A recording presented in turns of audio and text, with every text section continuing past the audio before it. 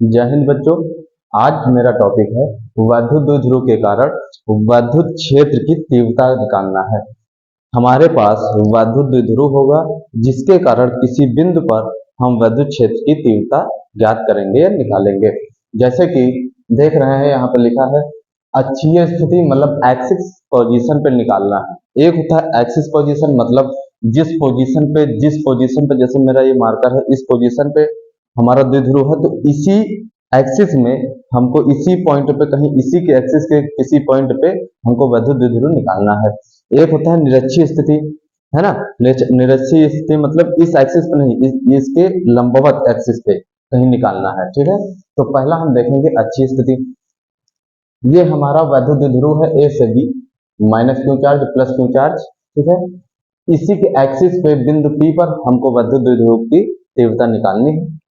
वैद्युत द्विध्रुव के कारण वैद्युत क्षेत्र की तीव्रता निकालनी है ना।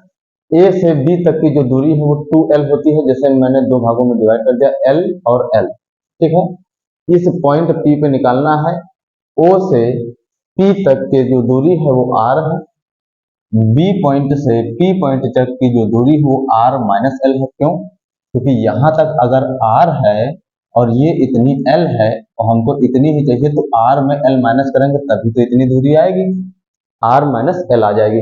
ओके, अब हमको A से P तक की दूरी चाहिए, तो A से P तक की दूरी में R दूरी में इतनी दूरी ऐड करना है, यानी कि R प्लस L करना है, तब जाके यहाँ से यहाँ तक की दूरी आएगी। इतनी बात क्लियर है?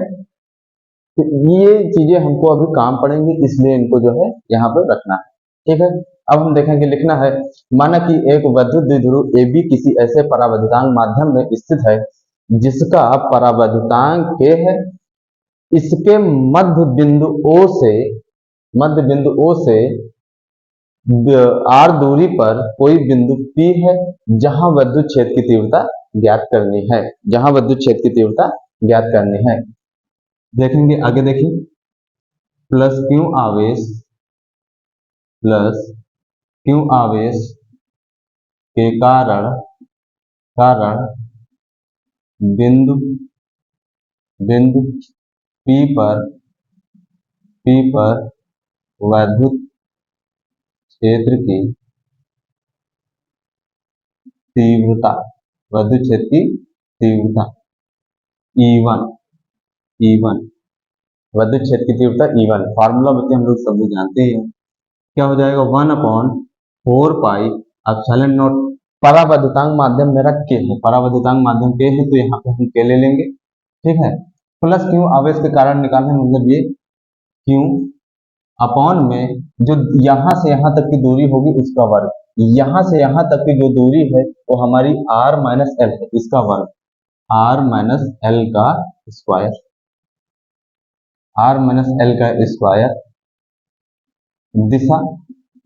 दिशा जो मेरी है, इसके लिए जो दिशा है वो B से P की ओर, ठीक है। E1 आ गया है। अब इसी तरह हम माइनस क्यू आवेश के लिए निकालेंगे। माइनस क्यू आवेश के कारण बिंदु P पर वैद्युत क्षेत्र की तीव्रता, तो माइनस क्यू आवेश के कारण बिंदु P पर वैद्युत क्षेत्र की तीव्रता निकालना है। देखेंगे, इसको हम डिनोट करेंगे E2 से, क्या हो जाएगा? 1/4 पाई एप्सिलॉन नॉट, परावैद्युतांक माध्यम K ही रहेगा हमारा, ठीक है। माइनस क्यू के लिए है, इसीलिए अब यहाँ से यहाँ तक की दूरी हमको देखना, तो यहाँ से यहाँ तक की दूरी मैंने पहले निकाल रखी है, R प्लस L होगी। कितनी होगी? R प्लस L का होल स्क्वायर, ये हमारा आगे डायरेक्शन क्या होगी, दिशा क्या होगी? दिशा अपोजिट होगी, माइनस के कारण दिशा अपोजिट होगी। P से B की ओर,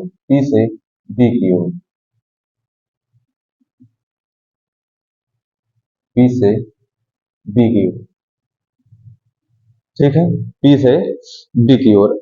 अब हम क्या करेंगे, अब इन दोनों का परिणामी निकालेंगे, इन दोनों का क्या निकालेंगे, परिणामी निकालेंगे। तो इन दोनों का परिणामी निकालेंगे, बिंदु P पर लिखेंगे, बिंदु P पर, बिंदु P पर परिणामी परिणामी वैद्युत क्षेत्र की तीव्रता, वैद्युत क्षेत्र की तीव्रता, परिणामी वैद्युत क्षेत्र की तीव्रता E से डिनोट करेंगे। E equal to E equal to E equal to E1 minus E2, E equal to E1 minus E2। ठीक है, यहां तक हो गया।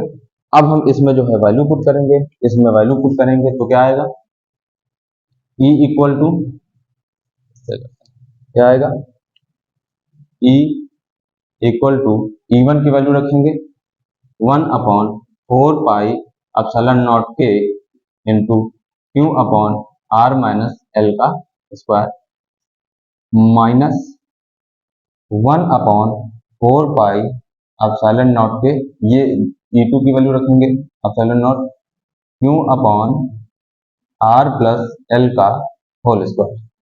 ठीक, इसमें किसी को कोई दिक्कत? अब बेटा इन दोनों में जो कॉमन होगा हम कॉमन ले लेंगे, इन दोनों में 1/4 पाई एप्सिलॉन नॉट इंटू के, यहाँ पर भी 1/4 पाई एप्सिलॉन नॉट इंटू के हमारा कॉमन आ जाएगा।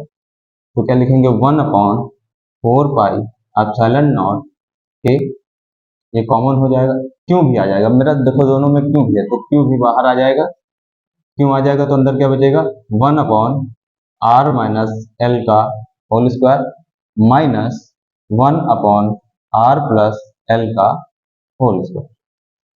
ठीक है, अब इसके आगे देखेंगे, इसके आगे सोल्यूशन देखेंगे क्या होगा,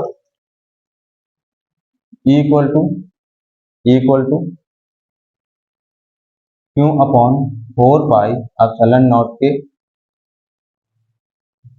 इन दोनों में एलसीएम लेंगे, एलसीएम क्या आएगा, R माइनस एल का whole square, R plus L का होल स्क्वायर, ये इससे कटेगा तो ये बचेगा, तो क्या आ जाएगा, R प्लस एल का whole square minus R minus L का होल स्क्वायर।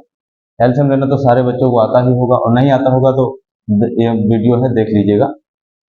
ठीक है, अब क्या करेंगे, E equal to Q upon 4 pi epsilon naught के,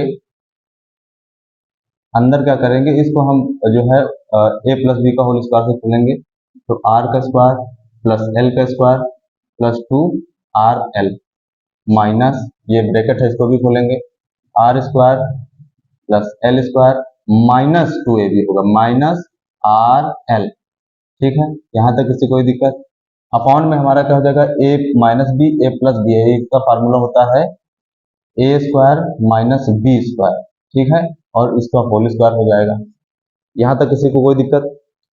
आगे देखेंगे बेटा, आगे देखेंगे, E equal to Q upon 4 pi epsilon naught के,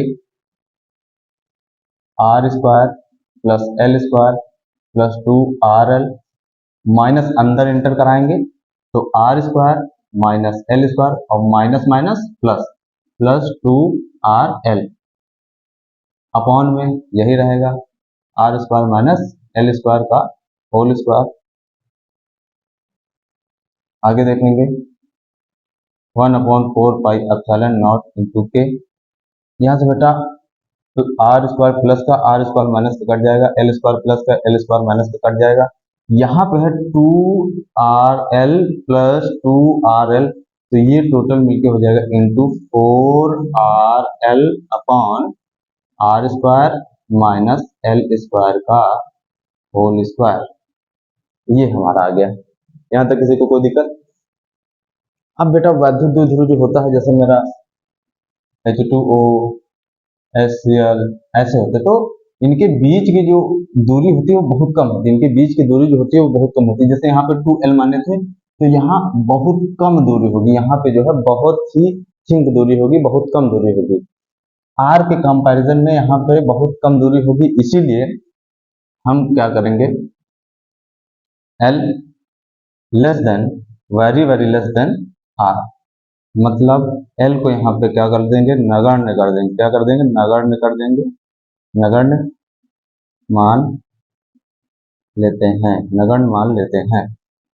ठीक है, इतना हो गया, नगण्य मान लेते हैं। तो एल बराबर यहाँ पे 0 रखेंगे। फिर आगे क्या आएगा, E equal to Q upon 4 pi epsilon naught के इंटू 4 RL अपॉन में आर स्क्वायर माइनस 0 का होल स्क्वायर। ठीक, आगे देखिएगा, एल हमारा कैंसिल हो गया ना। Q upon 4 pi epsilon naught के इंटू यहाँ पे 4RL अपॉन में, अच्छा आर स्क्वायर यहाँ है, यहाँ से इसका और स्क्वायर होगा, तो आर स्क्वायर का स्क्वायर क्या हो जाएगा, आर की पावर 4 हो जाएगी। क्या हो जाएगी, आर की पावर 4 हो जाएगी। आर की पावर 4 और आर कट जाएगा तो यहाँ क्यूब आ जाएगा। आगे देखेंगे, यहाँ पे क्यूब आ जाएगा, जैसे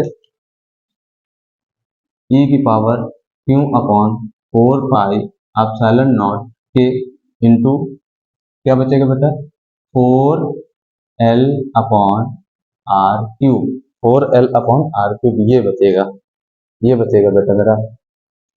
अब यहाँ पे थोड़ा सा हम जो है वैद्युत द्विध्रुव जो होता है आघूर्ण, वैद्युत द्विध्रुव का आघूर्ण, इसका फार्मूला होता है बेटा, वैद्युत द्विध्रुव का आघूर्ण का जो फार्मूला होता है वो होता है P बराबर Q इंटू 2L। यही फॉर्म हमको यहाँ बनाना है, यही फॉर्म हमको जो है यहाँ पे बनाना है। तो देखिएगा 4L है, यहाँ पे Q है, तो हम इसको लिख देंगे 2, यहाँ पे लिख देंगे 2 इंटू क्यू इंटू 2L। ये करेंगे 2 दूनी 4, यही आ जाएगा। अपॉन में क्या बचेगा, अपॉन में बचेगा 4 पाई एप्सिलॉन नॉट के, इसको अलग लिख देते हैं, 1/4 पाई एप्सिलॉन नॉट के into 2 into Q into 2L upon में R cube, 1/4 pi epsilon naught into के। अभी मैंने आप लोगों को बताया कि हमारा जो वैद्युत द्विध्रुव आघूर्ण होता है वो P से डिनोट करते हैं, तो P इक्वल टू यहाँ होता है Q इंटू 2L, यहाँ पे Q इंटू 2L होता है। ठीक है, तो यहाँ पे हम क्या रख देंगे, इस पूरे की जगह पे रख देंगे P, तो यहाँ पे मेरा 2P अपॉन आर क्यूब हो जाएगा। ये हमारा आ गया है, ये हमारा आ गया है बेटा। वैद्युत द्विध्रुव की वैद्युत क्षेत्र की तीव्रता निकल आई है पॉइंट P पे। अगर हम यहाँ पे देखेंगे P वायु अथवा निर्वात के लिए, वायु अथवा निर्वात के लिए K बराबर 1, अगर K का मान 1 है, वायु अथवा निर्वात के लिए K का मान 1 है, मान लो परावर्तितांक यहाँ पे होता है K परावर्तितांक होता है, परमिटिविटी इंग्लिश में इसको कहते हैं, परमिटिविटी होता है फ्री स्पेस। तो अगर K की वैल्यू 1 यहाँ पे रख देंगे तो लास्ट में हमारा रिजल्ट आ जाएगा 1/4 pi epsilon naught, 4 pi epsilon naught into 2P upon R cube, 2P upon R cube. ठीक है, तो ये अपना आ गया है। उम्मीद करते हैं आप लोगों को जो समझाए हैं समझ में आया होगा। ठीक है, जय हिंद, धन्यवाद।